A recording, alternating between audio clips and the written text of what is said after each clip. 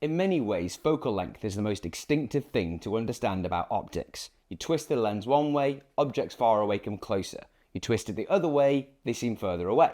So people who want to see things like birds out in the wild, they want to get a lens that's about 300 to 600 millimeters, what's called a telephoto lens.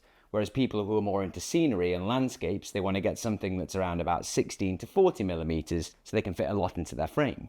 Those are called wide lenses. So what we're talking about so far is simply using focal length to fit more or less into your frame.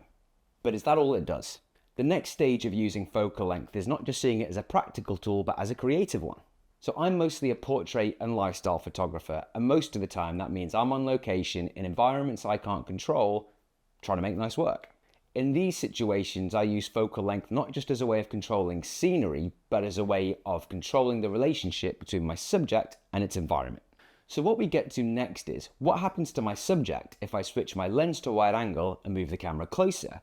Or what happens to my subject if I go on a long lens and move the camera further away? How does the relationship to my subject and environment change? What I'll do now is I'll shoot this video on a bunch of different focal lengths going from wide to long, and I'm going to try and keep my face the same size in each one. Now when I shoot it on wide angle, you're going to agree it's not a very good portrait, but as the lenses get longer and longer, see what happens to the geometry of my face and see what happens to the way the background looks. So here we go.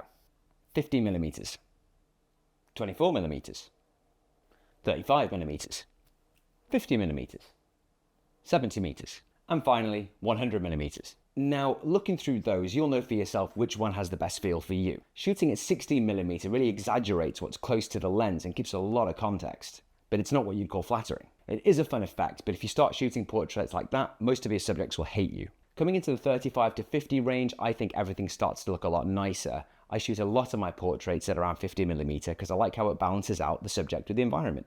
Towards 100mm, the geometry of a picture becomes a lot more straight.